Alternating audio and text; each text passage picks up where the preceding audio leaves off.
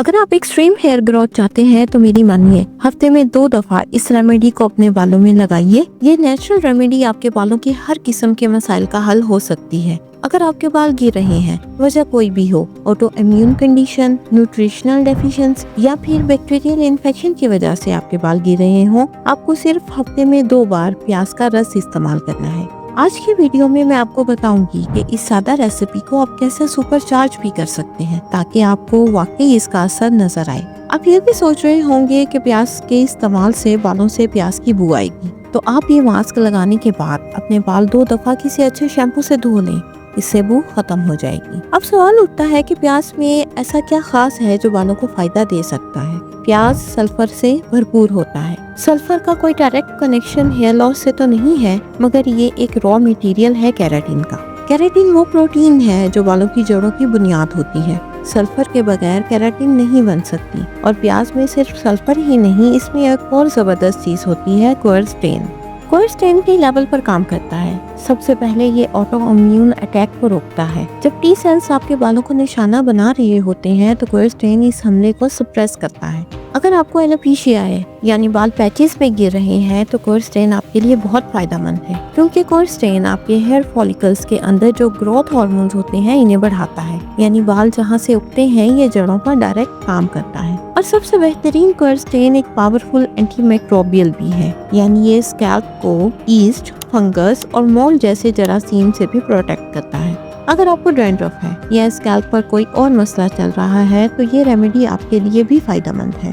अब चलिए मैं आपको सिंपल तरीके से बताती हूँ कि ये करना कैसे है, और फिर हम इस रेसिपी में कुछ चेंजेस भी करेंगे ताकि ये एक और ज्यादा पावरफुल रेसिपी बन जाए। ये रेसिपी एक लाल प्याज से बनेगी, क्योंकि लाल प्याज में क्वरसेटीन सबसे ज्यादा होता है। एक प्याज लें, इसे पीसेस में काट लें, ब्लेंडर में डालकर अच्छी तरह ब्लेंड कर लें, और जो ब्लेंडर में प्याज की स्मूदी बन जाएगी, इसे किसी चीज क्लॉथ या मलमल के कपड़े से छान लें ताकि लिक्विड अलग हो जाए और पल्प अलग हो जाए।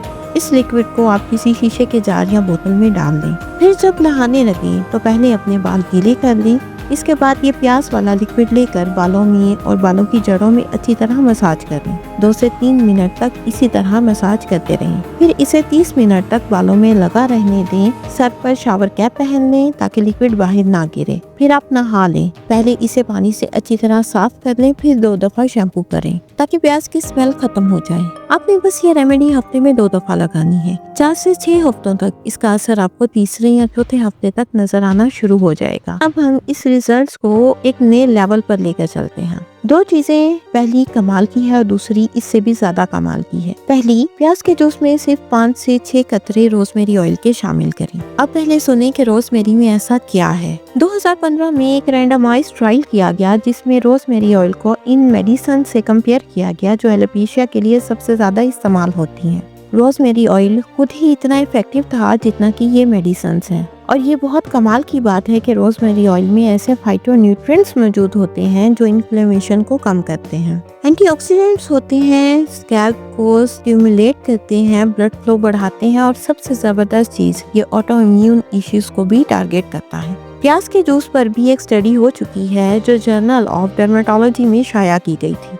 इस स्टडी में शामिल लोगों को 2 ग्रुप्स में बांटा गया। आधे लोगों के बालों पर प्याज का जूस लगाया गया बिल्कुल इसी तरह नहाने से पहले, और बाकी आधे लोगों ने सिर्फ सादा पानी से अपना सर धोया। 6 हफ्तों तक जो ग्रुप प्याज का जूस लगा रहा था, इनका हेयर ग्रोथ का रिजल्ट 86.9% था। वो ग्रुप जो सिर्फ पानी इस्तेमाल करता था, इसका रिजल्ट सिर्फ 13% था। अब आइए इस रेसिपी को हम एक और लेवल तक ले जाते हैं, और ये होगा प्याज के जूस को इनहेंस करके, यानी इसे फर्मेंट करके।